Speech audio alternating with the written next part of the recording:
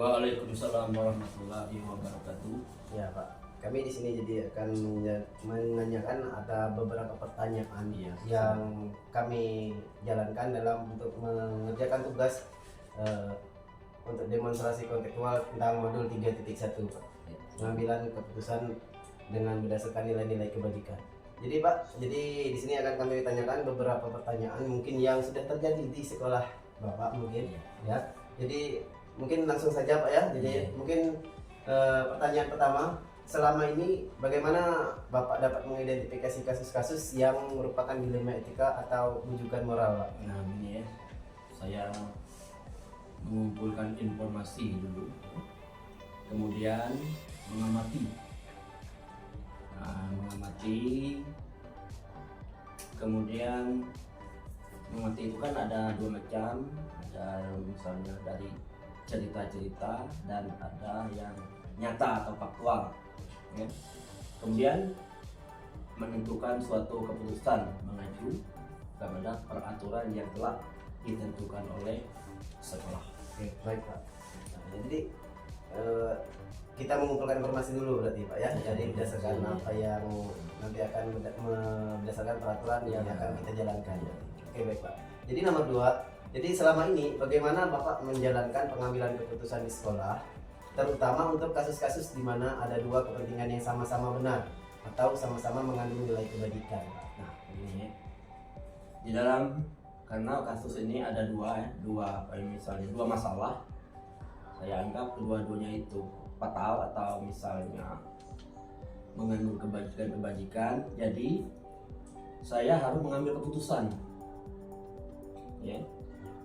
Nah, dan tidak lupa saya juga menjalin hubungan dengan kedua ya orang atau misalnya yang melakukan kepentingan tersebut ya. Kemudian keputusan itu harus benar-benar kita pahami ya. Karena kalau kita tidak memahami, karena mungkin nanti ada misalnya kasus satu kita memihak, kemudian merugikan kasus yang kedua. Jadi keputusan itu harus benar-benar kita jalankan ya, sesuai dengan peraturan. Oke, baik. Jadi berarti kita harus berkomunikasi juga dengan teman-teman juga Pak ya. Jadi jadi keputusan tidak diambil langsung secara serta-merta ya. Oke, jadi lanjut. Iya. Nah, kemudian langkah-langkah apa atau prosedur seperti apa yang biasa Bapak lakukan selama ini mungkin dari masalah itu? Kita melihat ke TKP lah. TKP. Kita amati ya. Kita amati, kemudian kita cari menggali informasi ya, kita turun langsung. Kemudian di situ kan mungkin ada saksi mata, kita wawancarai dengan pihak-pihak yang berkepentingan lah ya. Setelah itu kita menganalisis, kemudian kita ambil keputusan yang terbaik. Oke Pak.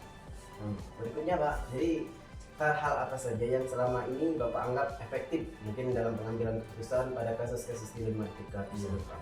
Ini ya. Karena selama ini kita ini ya, efektif itu kan maksudnya itu tepat guna. Iya. Tepat guna, tepat sasaran. Jadi mengambil keputusan itu adalah tergantung dengan sasaran atau objek tadi kan. Iya. Permasalahan di tempat atau di TKP di lapangan. Kemudian saya mewawancarai ya. Atau katakanlah ibaratnya sharing dengan tim manajemen sekolah, kemudian dengan guru-guru yang lebih tua, senior lah, serta teman-teman stakeholder, bagaimana pendapat mereka. Jadi kita nanti ada keputusan untuk bersama. Oke, jadi kita harus berkolaborasi lagi ya, dengan teman-teman di sekolah ini Pak ya. Oke. Jadi berikutnya, hal-hal apa saja yang selama ini merupakan tantangan Pak ya? Dari tantangan dalam pengambilan keputusan pada kasus-kasus dilema etika ini Pak? Nah, tantangannya pasti ada, karena kita ini teman-teman itu kan kadang-kadang kita melawan ego. Ya. melawan ego itu kadang-kadang kita harus banyak mengalah dan mengusap dada. Iya. Jadi kalau mengambil keputusan, ya kita harus mereview. Ya. Apabila kurang, kita bisa menjelaskan, ya. Karena tidak semua yang kita ambil keputusan itu menerima. Kadang-kadang kita harus memberi paparan-paparan. Jadi yang merasa misalnya yang terlibat lah dengan keputusan kita itu akan menerimanya dengan lapang dada. Ya. Kemudian berikutnya Pak, berarti Iya. apakah Bapak memiliki sebuah tata kala atau jadwal tertentu katakanlah dalam sebuah penyelesaian kasus dilema etika? Apakah Anda langsung menyelesaikan di tempat atau memiliki sebuah jadwal khusus misalkan menyelesaikan bentuk atau prosedur seperti apa yang Bapak jalankan? Nah, selama ini kita memiliki jadwal, ya, jadwal tertentu. Kemudian kita dibuat secara skala lah, ya. Skala prioritas. Kemudian tidak menyelesaikan di tempat, ya, karena kalau di tempat ini kita tidak etis lah. Iya. Kemudian menyelesaikannya dengan misalnya melalui 4 mata atau misalnya prosedur yang telah diambil dalam keputusan bersama. Berarti kita harus memanggil teman yang Nah, masalah itu Pak ya. iya, jelas. Jadi kita harus menyelesaikan dengan secara bijak lah, Iya, Pak, secara ya. bijak dan profesional. Iya Pak. Nah, kemudian berikutnya mungkin adakah seseorang atau faktor-faktor apa yang selama ini mempermudah atau membantu Bapak dalam pengambilan keputusan dalam kasus-kasus dilema etika tersebut? Nah, di sini ya, karena banyak guru-guru yang sudah menempuh pendidikan, ya, karena sekarang ini pendidikan guru itu minimal ya S1, ya.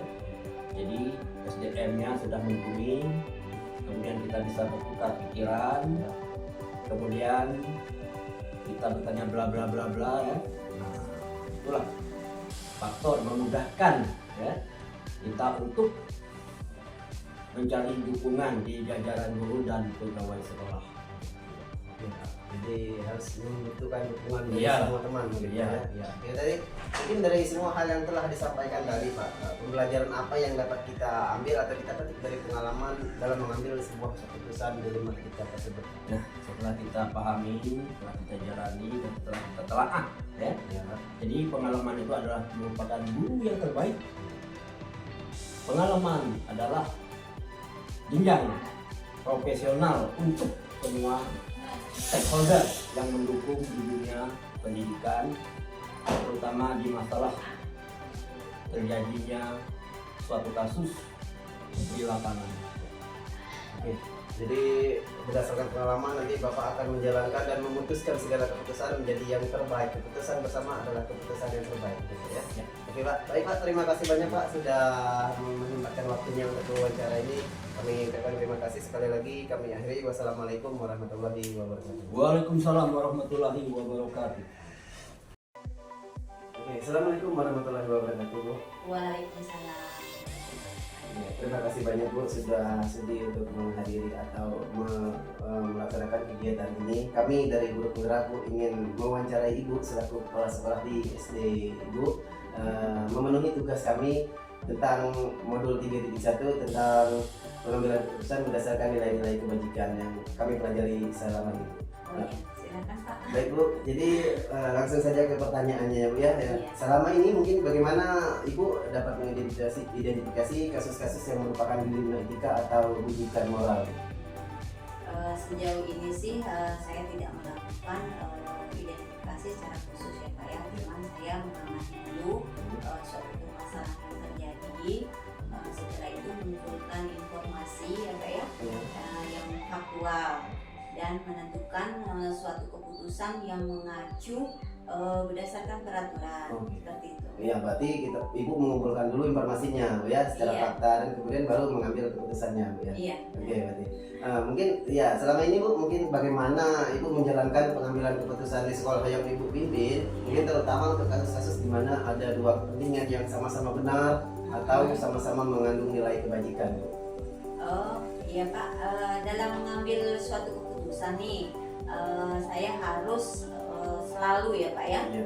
selalu dikembalikan semuanya pada aturan yang ada seperti itu. Setiap pengambilan keputusan, saya selalu menjalin hubungan dengan terutama dengan rekan sejawat ya Pak ya. Iya. Rekan sejawat memastikan bahwa keputusan tersebut memang benar-benar dipahami karena selalu ada alasan dibalik suatu kejadian itu. Oke, intinya kolaborasi Bu ya dengan teman-teman. Jadi untuk membuat sebuah keputusan tidak mudah, jadi harus ada kolaborasi dengan sesama teman Iya sejawat. benar. Oke, Pak. Ya, berikutnya Bu.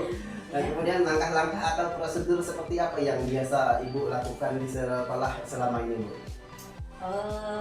Ada sih langkah-langkah yang atau prosedur ya Pak ya yang Iya. selama ini saya lakukan. Pertama itu saya mencari informasi terlebih dahulu ya. Iya. Setelah itu saya langsung datang ke lapangan Pak ya. Iya.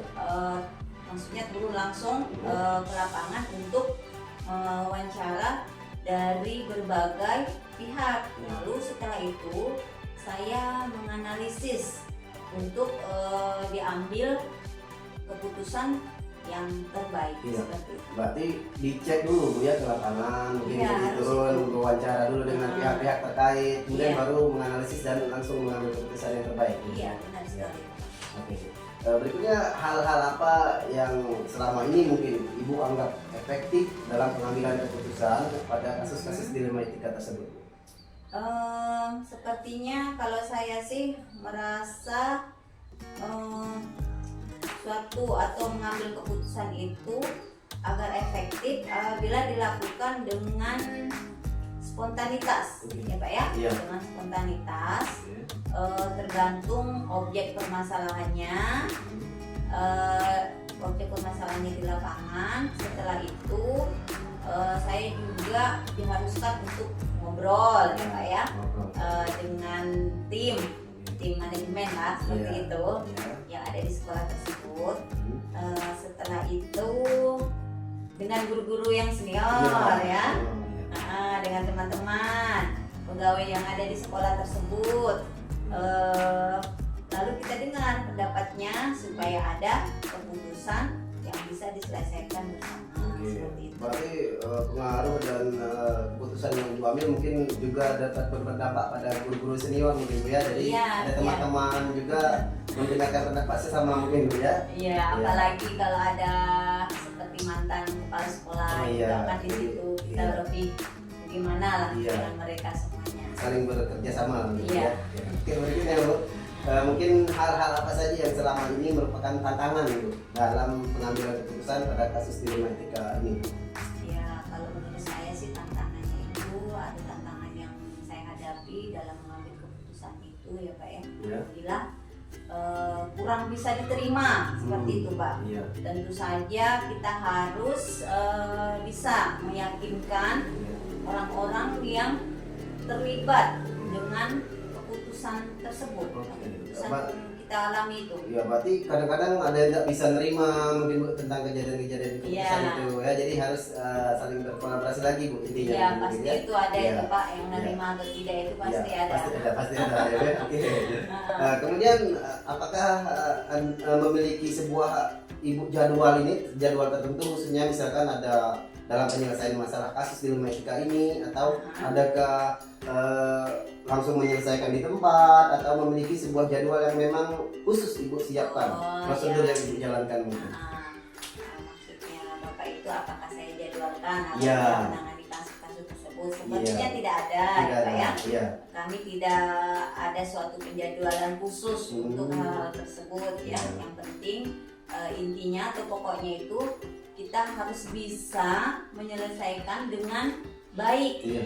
dengan baik dan sebisa mungkin lah Pak ya. Iya. Sebisa mungkin kita selesaikan dengan tidak mengulur waktu atau tidak terlalu lama Oh, seperti iya. itu. Ya intinya Ibu tidak menetapkan jadwal jadi Bu ya. Jadi Tidak. ketika ada masalah mungkin langsung Ibu terapkan dan Iya. langsung Ibu selesaikan, tidak membutuhkan waktu yang lama Bu ya. Tidak. Iya, Pak. sangat baik sekali Bu. Kemudian berikutnya Bu, Iya. adakah seseorang atau faktor-faktor apa saja yang mungkin selama ini mempermudah atau membantu Ibu dalam pengambilan keputusan dalam kasus-kasus dilema etika ini?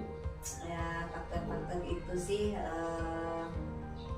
faktor-faktor yang mungkin memudahkan kita adalah berasal dari adanya suatu dukungan ya Pak ya, dari suatu jajaran seperti guru dan pegawai yang ada di sekolah tersebut, intinya warga sekolah. Iya, berarti warga sekolah sangat membantu keputusan Ibu berarti Ibu ya, sangat memudahkan ibarat Ibu mengambil sebuah keputusan yang bijak Bu ya. Iya, mungkin. Berikutnya Bu, dari semua hal yang telah kita sampaikan atau yang telah disampaikan Ibu tadi, pembelajaran apa yang dapat Ibu petik mungkin dari pengalaman selama ini mengambil sebuah keputusan tentang dilema etika ini? Yang bisa saya petik itu ada ya Pak ya pembelajarannya, yaitu satu pengalaman ya Pak. Pengalaman adalah guru yang terbaik menurut saya Pak. Kita belajar dan berbagi suatu kejadian untuk setiap kasus permasalahan yang terjadi di lapangan. Jadi intinya itu pengalaman.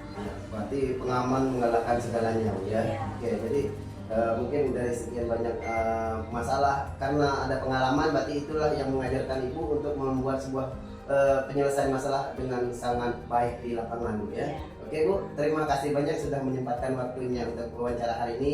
Kami dari selaku guru penggerak mengucapkan sekali lagi terima kasih banyak sudah menyempatkan waktunya Bu. Kami akhiri Bu. Wassalamualaikum warahmatullahi wabarakatuh. Waalaikumsalam.